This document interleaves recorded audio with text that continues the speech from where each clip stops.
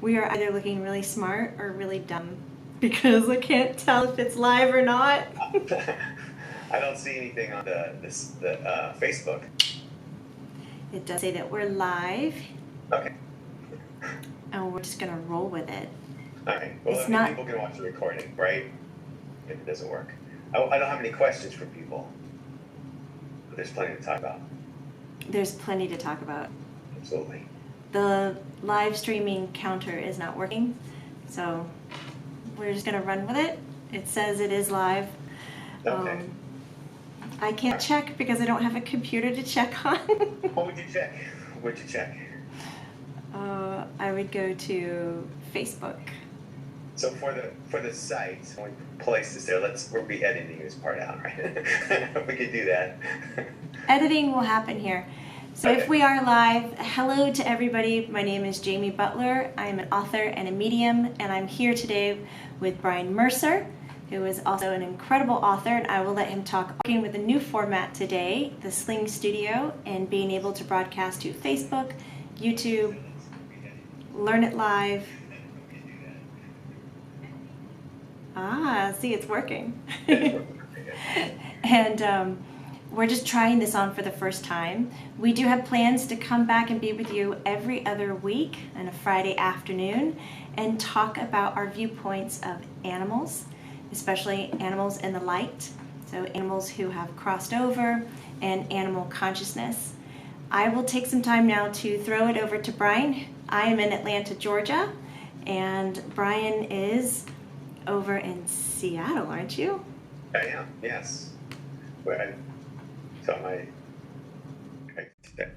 you throwing the ball to me?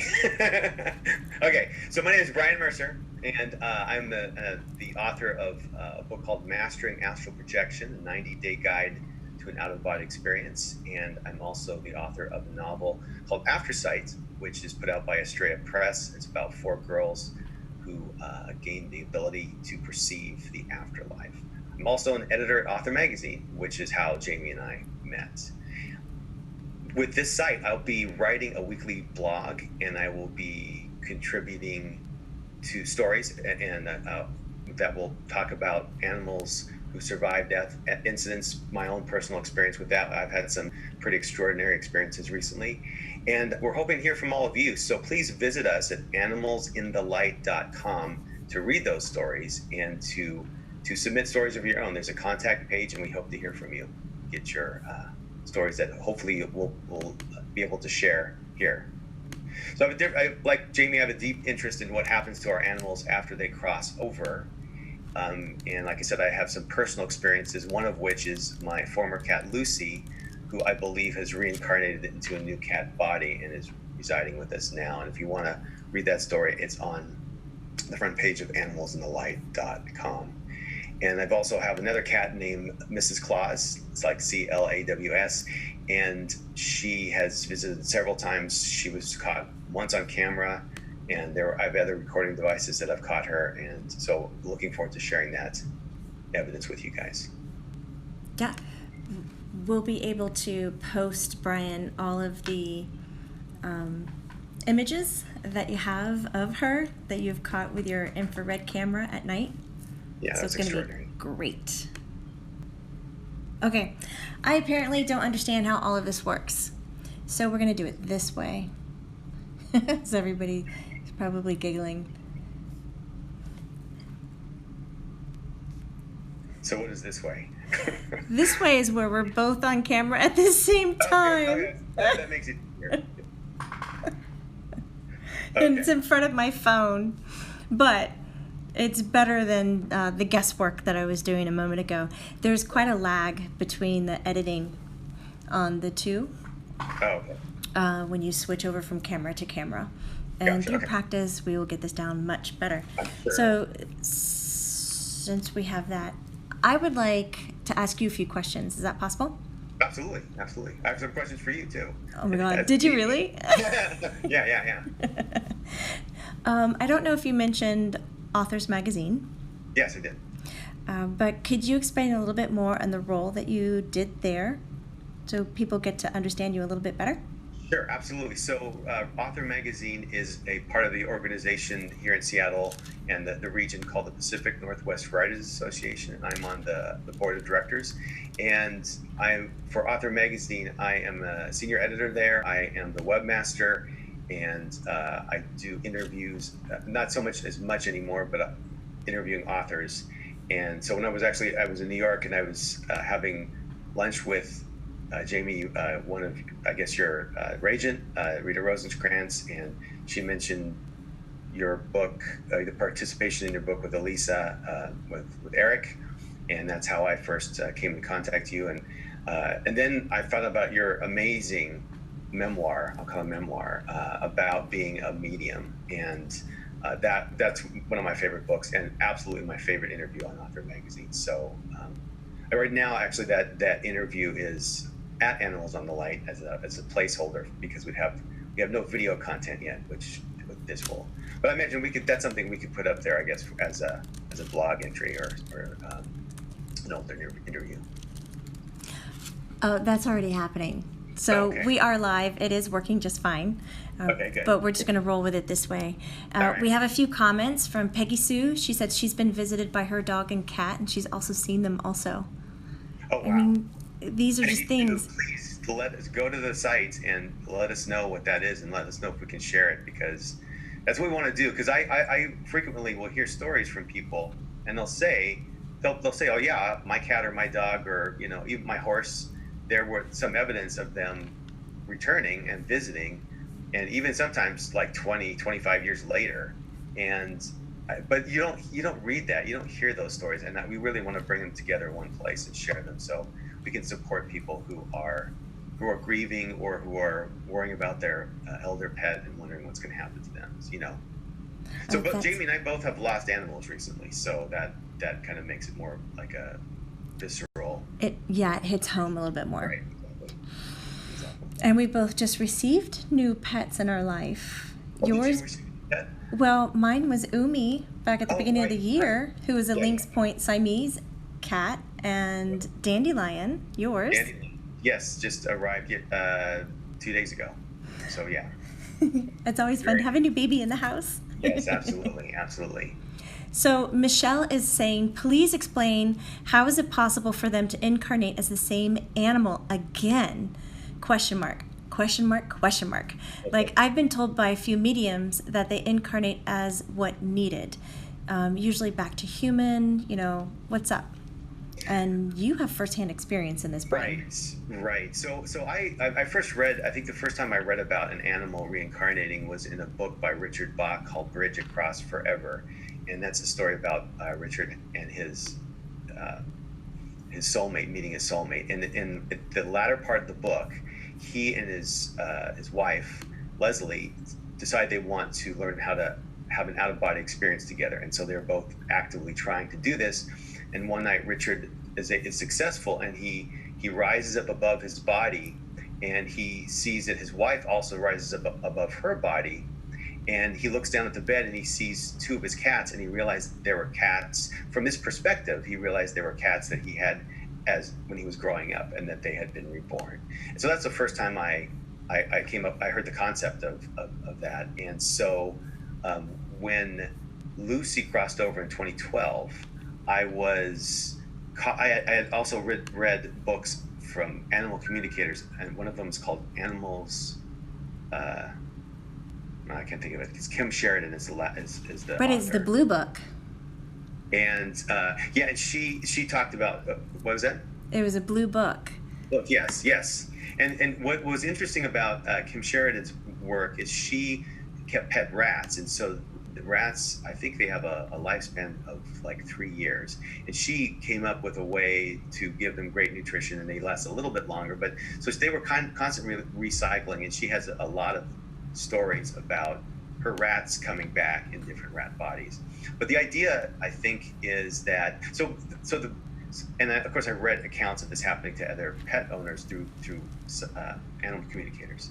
And one of the things that I kept reading, because everyone who loses a pet and would kind of like to get that back in a different cat body, the thing you think is, well, how am I going to find you? Mm-hmm. And the answer in all these stories about different authors, all without exception was, "I will find you," which is, okay, that. So you just have to cross your fingers. And in the story of Lucy, and I can talk about it on one of our shows in detail at some point. I talk about what it was like to go back to where I thought she was going to meet us, and how circumstances, there was a traffic snarl that made us late, and it was interesting just how the right cat seemed to land in our lap. So, but I think the idea being, though, that, and then you can tell me your perspective on this, Jamie, that animals have contracts with us sometimes, and sometimes as a life partner, and because their bodies don't last as long as ours, they will come back and to be with us again, to help us, to guide us through that life. One of the things I enjoy most about animal consciousness is they don't carry around like humans. We tend to line up easier with the negative parts of life, the worry, the chaos, and then when we align with that, we just start to develop the language of overcoming it. Like, I'm going to strive and I'm going to achieve and I'm going to be better at it. And we have this sense of duality, hardship and love. Right. And animals don't really have that, even though they have hardship, whether it's being in the wild, not having enough food or temperatures, like things wrapped around survival. They don't necessarily carry around those deeper emotions of regret, worry. Right. Do you know what I'm saying? Like, yes, I shoulda, coulda, woulda, but I didn't. I mean, right. They react from every core part of their being, and they show up for you. So right. When you talk about them coming back and incarnating into the next pet companion, right, it kind of makes sense, not in the way that it's karma-based, where they have to come back and finish what they've started, or right. However you want to believe karma. I am not a big believer of karma, but we can get into that talk another day. But they connect to their family, and they want to be there out of love. And when we attune to love, just like you were saying, Brian, everything aligns up. You get into traffic, you get delayed, but really it's not a delay, it's perfect alignment. And then they show up, and it's insane. It's crazy. Right. Like, exactly. One of my most recent beloved animals, Bunny, which a lot of the Lumineers, she was the little black cat with 3 legs, that she was maybe 6 weeks old, and she was in Florida, and I live in Atlanta, Georgia, and we were driving through Florida, and she was in the middle of a 6-lane highway, cars zipping by, so many opportunities for people to stop and help this animal. Just insane. Hundreds, if not, more. Why didn't anybody stop? Like, it boggled me. I was angry for so long of why someone did not stop. At least just to get the animal out of the road. You didn't have to take her home, but my God, get her out of the road. Right. And nobody did. It's like she was put there in a different state, in a different place, in a peculiar position so that she would find us. Right, exactly. And you found her, it was supposed to happen. Yes. And what was crazy, on the incarnation note, I had a kitty cat. I'm a cat person. You'll figure that out pretty quickly. That way. I'm going to try to include dog stuff. I mean, and there's certainly in the book there's dog stuff as well. But we have a lot of dog things popping up. I did have a lovely Dalmatian for a long time, but I had a kitty cat. His name was Babu, and Babu was a snuggler. He would nurse on your ear. He'd hold you by the neck. I mean, he was such a snuggie. And he got injured, and he actually got stuck on a dog-eared fence line. The fence posts that have the peaks? Yes.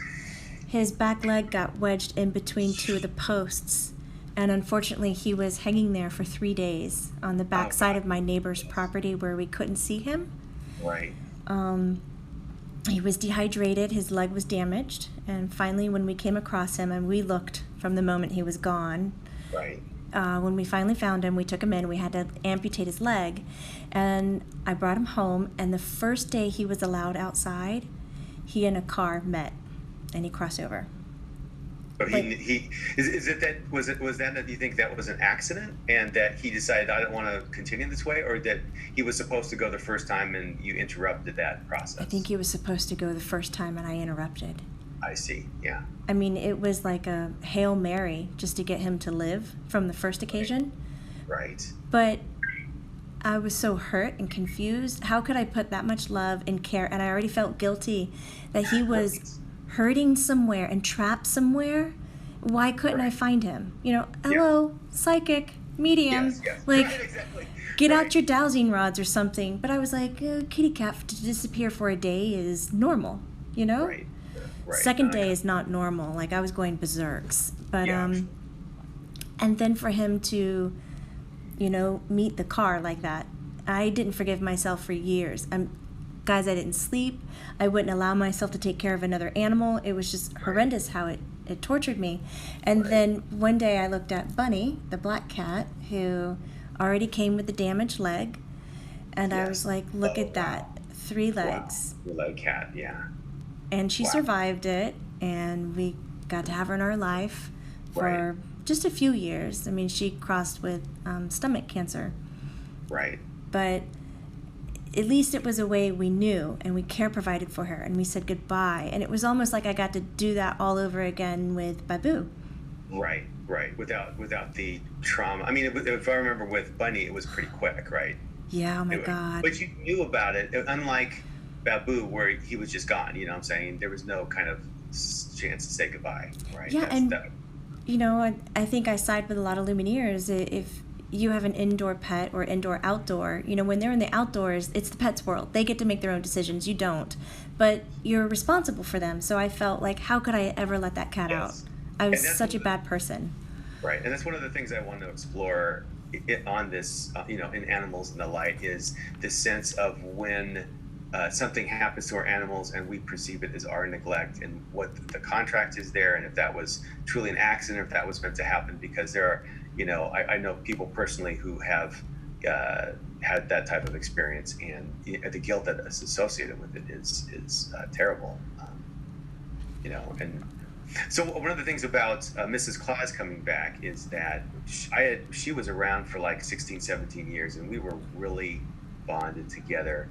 And so that's what you're going to see when I think I'll think do you think we'll first talk about it here, or will I write a blog entry at some point? The pictures will be posted. But what happened was she crossed over after a long illness, and I had a webcam pointed at her her bed, where she was ill for so long. So when I was gone, if I wanted to check up on her, I could.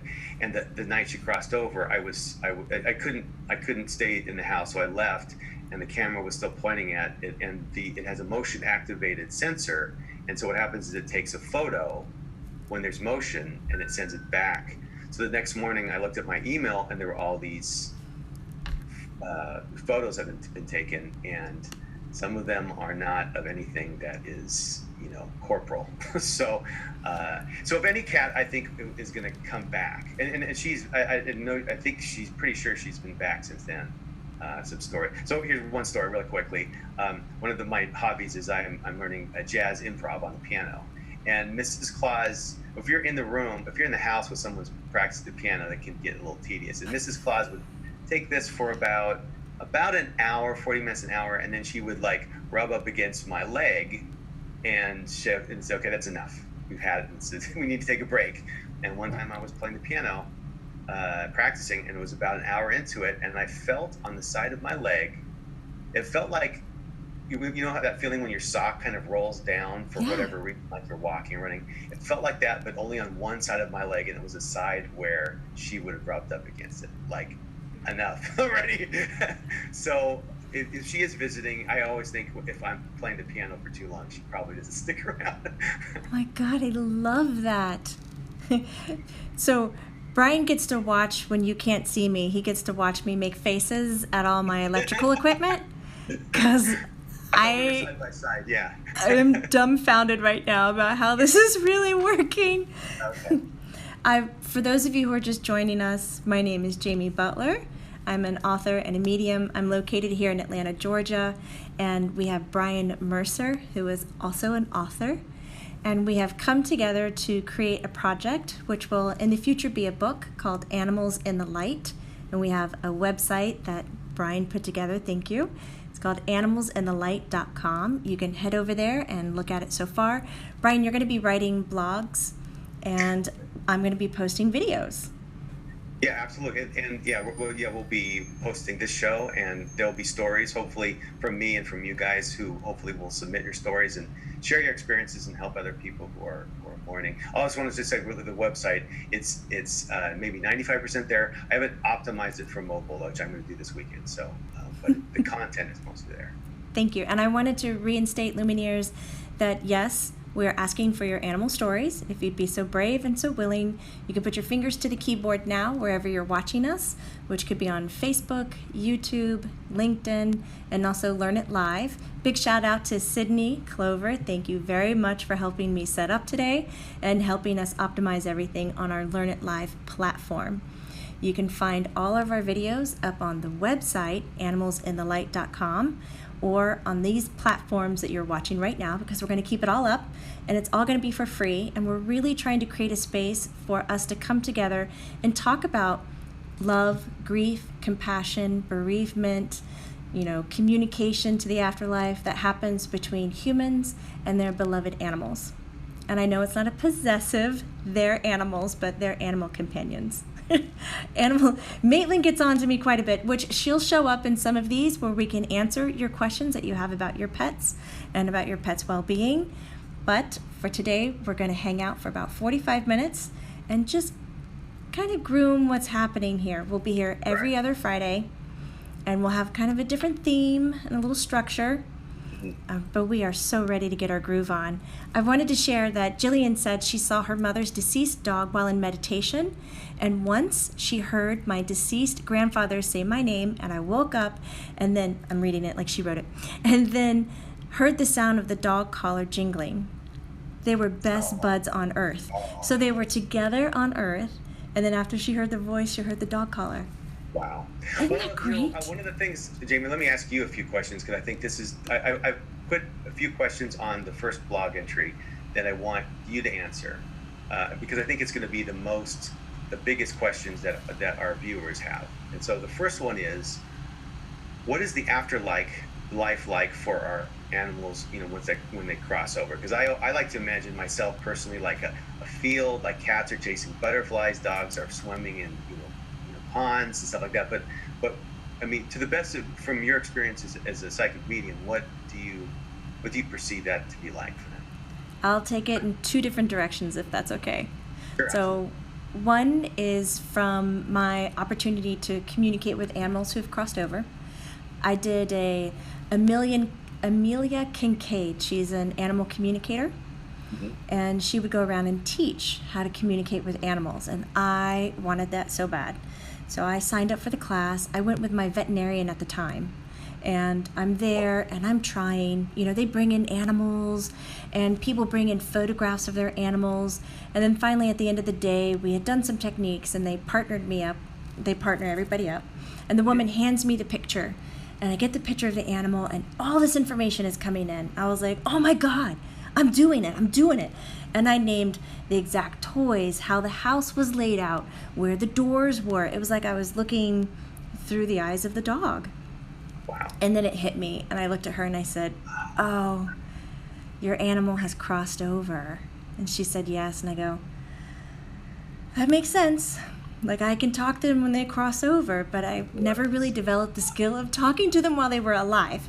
I see. Oh, interesting. So this first opened the door for me to allow animals into my readings, which don't happen a lot. Mm-hmm. And from what I've gathered is that they, just like people, maintain their characters, their likes, their dislikes. They identify with their name. They identify with the emotions that they had when they were alive, but they don't necessarily have to keep the same shape. So they can show up. I have seen some animals show up as people size and look like people and say, I was the dog, I was the cat, I was the horse, I've had that. Oh, wow. Yes. So this also reinstates, well, not reinstates, but this also supports the theory that, life is life is life, and you can incarnate to animal, plant, human. Right. But then my other viewpoint is I had an experience once where I crossed over. I didn't have a death experience. My body was not in danger, but I had an experience where I went into a deep trance and crossed over. And I remember looking sharply at the grass and at the surroundings and the colors. They were vibrant in a way that I can't describe. And there were animals there that I can't describe either. Their look, their purpose, their intelligent level, quite amazingly different than what we have here, which just tuned me in that this whole hierarchy thing about how humans are at the top of the chain and most intelligent and kind of run the roost because we're the most mobile, and maybe I wouldn't say the most communicative, but maybe most mobile. Sure. That structure doesn't exist there. And so your, beloved kitty cat or lizard, they're not going to have that same placed upon them, Right. But if you had a dog that liked to run around in the dirt and lay in the sun and stay warm, is that something that dog is going to necessarily do in the afterlife, or they're going to be a blob of light and just be a blob of light. No, I think that they would choose to lay in the dirt and be in the sun. I see. So we're talking. We have a potential of an Earth-like environment that's more idyllic, is what you're saying. Yes, but you almost find that when you get there, maybe your favorite thing isn't the dirt and the sun anymore. Maybe it's something different. I see. And the animals are able to absolutely talk about it. Straight up. It's incredible. So on that note, I mean, this is not the next question I was going to ask, but it's one of the three questions I had, because I think what we as people who have animal companions, we think, and when they cross over, we want to have a mental picture, right, of where they are, whether that's a cat chasing butterflies or whatever, and so is that something that you can supply us, or so my next question would be, do they? Why? I guess I know the answer to this. They do visit us. That's pretty? Would that say that's pretty common?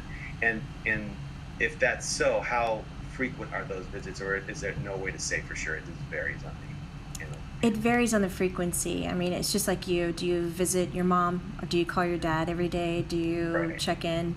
I was just reading Janie Shipmaster. She said she felt a cat jump on the bed and knead on her legs. She felt the heat from it. And then when I looked up, none of my other cats were on the bed. So, oh yes, they come to visit, Yes. And keeping up with the same, like this kitty that visited Janie probably was the one who slept in bed with her and had those same gestures. Right.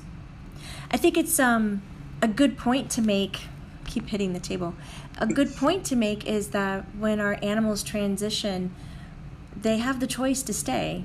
Sometimes staying with the family that raised them for that amount of time or provided that space for them for that amount of time is their slice of heaven. And that's where they want to be, and it's perfect. They don't need to just cross over and disappear off the face of the earth. And just like with some people, I have helped animals transition, which is really nice. Now they have animal hospice. Oh, interesting. Oh, yeah. And but I've helped animals cross over, and then they don't show up back to the house. Like my bunny cat didn't come back and see me for months. Months. And it was devastating because I'm like, I'm the psychic. I'm ready. Right. Where are you? I love you. I miss you. I'm open. Nothing. Just crickets. And then one day I saw her in the kitchen just like kind of hopping by, and I was like, what? Second look, and the cat's not there. I'm like, I know I saw that. Like, that was so weird. And it happened again last week. I was in the living room, and this big black thing went by, and I got up and I looked, and my daughter goes, do you need something? I was like, yeah, did you just see Bunny? And she was like, no. I'm like, okay. All right. So, wow.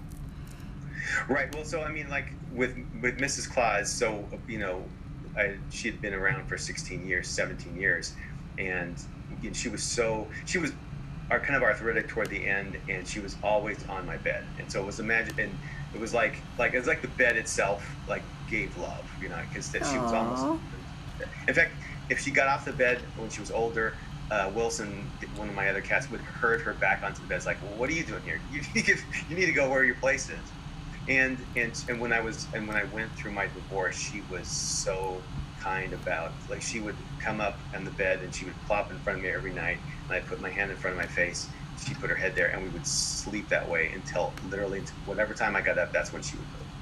And so to have this cat then cross over, and it was so devastating.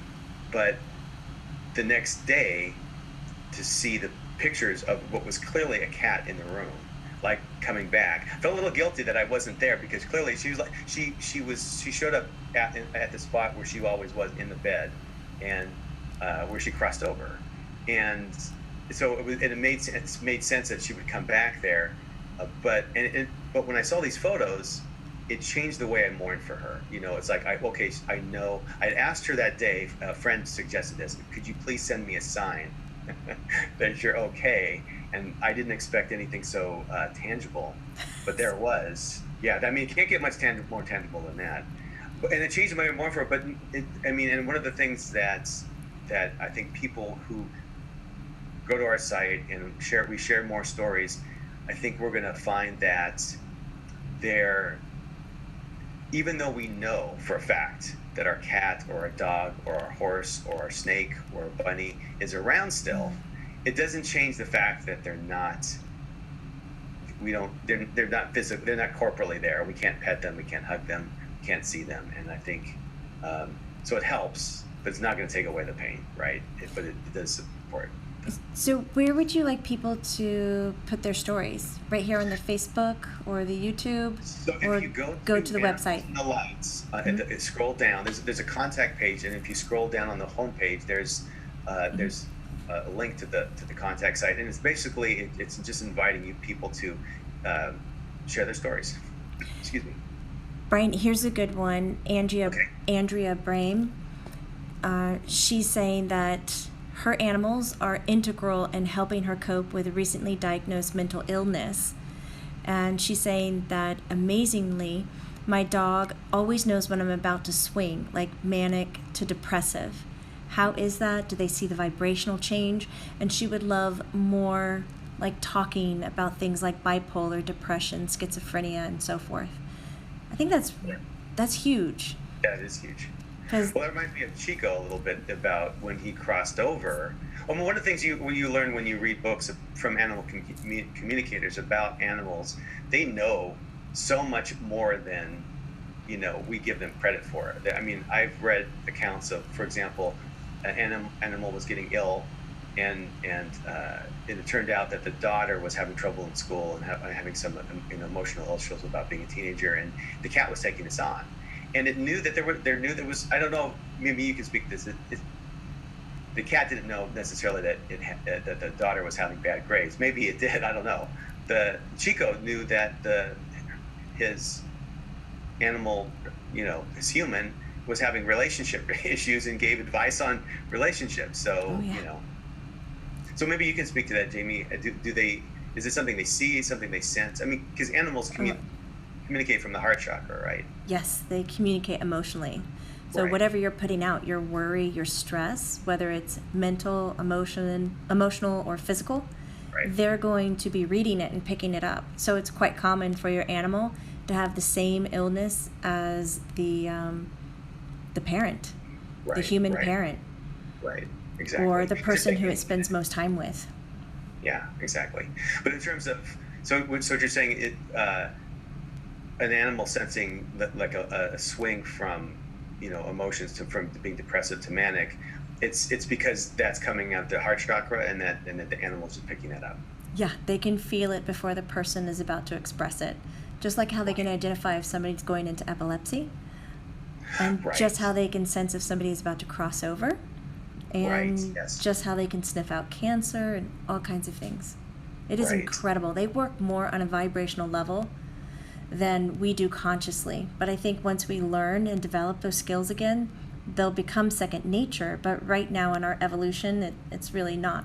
And it's something that we can really pair up with our animal companions and use that ability for all of our benefit. And okay. I was going to change the topic. I was reading. One quick thing. Yeah. I mean, one of the things about that makes it, I think, tougher when we lose an animal is because if we lose, like if you lose your mother or a friend, you can write a message to the friend, right? And get a sense that they're going to get it. Or you can even talk to that person. And we know from what we hear about near-death experiences that they get that information. But when we want to connect with our animal, they're not, like you talked about, they're not necessarily processing in language, they're processing with these emotions. And I don't think it's as satisfying if we want to thank them for the service they gave to us, the love they gave to us. I mean, how do we do that, Jamie? Do we do that with language? Do we do that? How do we best, or can we do that with language? I think we can. It's the intent you put behind the language. If you can focus more of the purpose of the communication behind the meaning of it, you'll be more fulfilled as the person, and the animal will sense the clarity behind the words.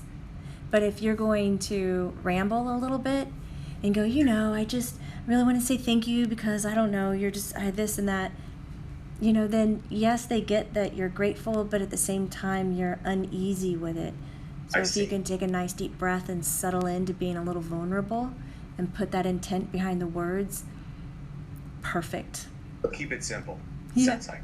Yeah. Okay. Keep it simple, dummy. Just kidding. I love those books, though. Well, I have a Lumineer, Shelley Ham. She's wondering, Brian, how long that you've researched and studied this. Oh, wow. So I think I mentioned I wrote a novel, After Sight, about these 4 girls who gain the ability to perceive the afterlife, and one of them sees animals. And so in order to do research for that book, I actually took an animal communication class, so that was part of it. But I would say on the order of 15 years of reading, and I think the first book I got was when I was visiting London in the bookstore, and there was an animal communicator, and she had a book that was just amazing. It was basically her. It's kind of like your book, your memoir was her memoir about how she gained the ability to communicate with animals, and it seemed like it was innate. And for her, it was horses. She was a rider from a very young age, and she found that she had the ability. But what was interesting with her is that she could hear them with language, and she talked about once where she was visiting France, and she saw a rat she was like sunbathing near a pool, and she saw a rat, and she was getting verbal language from it, and she said there was an accent. So I don't know what to make of that. That's awesome. Oh, that is so cool. Yeah, totally accents, yes. That's kind of one of our favorite things to do, is to make voices for our neighbors' animals. Right, exactly. And they'll tell me, Jamie, you hear them. What do you think they sound like? I was like, yeah, but when I hear them, it's English. I'm hearing English. Right. And it's not necessarily proper or smooth, so you can get a hint of how their communication skills are, but it's mostly a feeling. So I'm not going to say, oh, yes, he sounds French and with a cigar in his mouth or something, but it's so cute. I love doing that stuff. Right. Mary Eddington, our love goes out to you. She just assisted her angel today. And so this is a very impactful, this is a, I like to call them birth out days, but your transitioning day. Right, and I was just trying to think. I'm going to cry on this show at least once per episode. At least once per episode. Right. That is one of the hardest things I've ever done in my life, and I've had chronic pain, and I've given birth, and I've done some other crazy, really hard things. Right. But to be with your one and only beloved animal companion. Right. There you go. Let's hit it. Cue the tissues. And to be able to assist them is the most... it's a gift. You're giving them a gift. Especially if they're suffering. But it's, I have a friend who's a veterinarian, and he has this thing. He said, there's this moment where you don't want to wait too long to do it because then the animal's suffering, but we don't want to do it too soon. And there's this that it's, it's agonizing. And you talk about, we'll talk about in episodes how to, future episodes about how to help make that decision. But it brings me to one of the last of the three questions I want to ask you. It's perfect that you brought this up, is that, we read about people crossing over, and, we seeing a bright light and seeing relatives who crossed over. And then, kind of maybe there's a spirit guide or someone or some kind of guiding entity helping us across. What is it like for animals when that happens? So like, you have a dog that you're helping cross over. What are they perceiving? All right, well, here's my shout out to Moose Balsamides. He's a chocolate lab. And I had the pleasure of sitting with him and assisting his crossover. He was my neighbor's baby, and he lived a long life. And I would come over on a daily basis, and they'd go, "Okay, Jamie, is he ready?" Because he'd talk to me. He's very clear with me, but he wouldn't talk to his parents because they were hurting. They were in a family dynamic situation where Moose was just like, no, I'm good, and trying to tough out. Right. And when I would come in, he'd be like, "Oh, hey, you're here. Can you put your hands on me? Can you do that Reiki thing? Can you?" And he would come straight to me. He would get up and move to come see me to get healed. When he wouldn't move for his parents, he'd play his stoic. Right. When he crossed over, he was explaining to me all the light he saw. And his people were there. So he had been alive long enough to have met his human mom's parents who'd cross over. Right. Or the mother. And so the mother was there. So there were human people that he knew in this life that showed up, but also his tribe. His brother was there and dog spirit. His mother dog was there, but also there were guides of his that are in his soul family that showed up. Wow. Because if it's going to be hard to remember, but when we're talking about animals, a life is life. Right, And so they have their soul family, they have their tribe, and they have their soulmates and everything, just like we do. And you will hear or see, and we'll probably experience this when we get into answering questions or having Maitland come in, right, of how the dog will bring in their guides who are in, your soul family group, and maybe that's how all this got together and so forth. It's kind of mind-boggling just to skim it, but yes, they see the light, they go into a different dimensional plane, they cross over into that plane, they have guides, they have their family, animal and people, and it kind of works very similar to what ours does. But I think theirs is just a little bit more open because they're not in their mind, they're already down here in their heart. It makes it easier for a transition. So I guess the way I think about it is you've got two situations going when you lose an animal. It's conceivable that the animal will come back in a new animal body, the spirit. And I want to talk more about that on the future show, because it's not exactly what you might think about it, right? We need to make a list now and take notes. Yeah, exactly. We already, just on one of our Facebook pages, we have 64 comments that I haven't even read. Right. Oh, right. Okay. Yeah. Wow. Okay. Yeah. No. We need to. And this is why I think this is so important, is because there's this huge demand out there for this information, and this is a place where people can come for support and to hear that the life goes on. But the other thing to say is they can come back in a new animal body and come back to you, or they're waiting for you. So when you do cross over, that so it's not the end. It doesn't make it necessarily any easier, but it's not the end. But I mean, the idea, I really do want to talk about the whole reincarnation thing. But Lucy came to me, I think, a few nights after she passed, and there's some kind of paranormal stuff I can talk about that. But so I got the sense that she wanted to come back. She had intended to come back. So that's one of the reasons why I was kind of listening for her. But if you have an animal that you have protected and you kept indoors all their life, and then they leave the house and they're gone, they're outside the house, it's like, well, they're out there, they're free, but the idea they're going to come back, and having to trust that is tough, because you're used to them being where you can see them and where you can keep them safe and where you can be under control to the so it's tough to let go of that. Yeah, it is tough. Right. Can you believe we're about to reach our 45-minute mark? I see that. Yes. Wow. That's but insane. there's so much content to go through. So I wanted to say thank you just one more time to everybody who's watching, and that we are going to have these shows every other week, and we're going to post them up for free. We'd love for them to be interactive. That's why we've opened it up. If you would love to leave your comments on the thread, if you have topics that you would like for us to cover, please do so.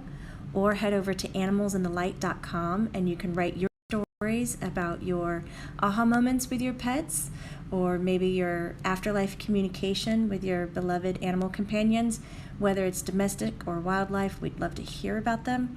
Also, Maitland will be trans-channeling in on some of these occasions, and you'll be able to ask questions directly to her, and she'll give little insights and tips. And Brian and I will sharpen up our game on this multimedia platform. And Brian is highly aware he's a little bit red tinted today. Yes. I worked on getting the lighting right with a friend of mine who's in the movie business, but the lighting, it was at night, so I don't. Anyway, so I'm going to work on that. I also want to mention we're going to have a monthly newsletter that you can sign up for. I promise you're not going to be deluged with email. This is basically just going to let you know what's new on the site. So if you want to look at the blog entries or look at the new stories, and depending on how many stories we have, I can maybe include some of those in the newsletter. But it's not going to be anything that's going to overwhelm you. It's going to be once a month at most. So. And it's fine because it's feeding my soul, and if I can speak for you, Brian, maybe feeding your soul by having this chat interactive forum with a little bit of lesson in helping us kind of give birth to this book. Absolutely. It's exciting. It's very so exciting. Tell your friends that we're here. Yes, tell them. Let's do this. I'm ready. Yes. Let's do this. So we'll be here again 2 weeks from today.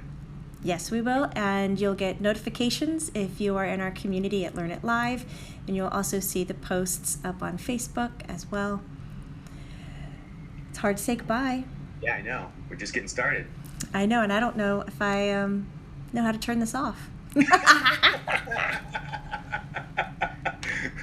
If I'm being honest with you guys. All right, okay, yeah. Yeah, oh, Claudia says he has a lot of love and light around him. There you go, Brian. You do. Oh, good. Okay, It's Lumineers. red red tinted. I'm going to figure out how to turn this off. Okay. So, thank you so much for being here and being present. And Brian, thank you so much for your faith and your ability to work with me, and especially work with me as I learn all the media. Absolutely. Oh, absolutely. And I have stories to tell you about Dandelion and some paranormal stuff that's happened even. Oh, and let's collect some of the pictures next time and we can show them. Absolutely. I'd love that. Okay, let's see.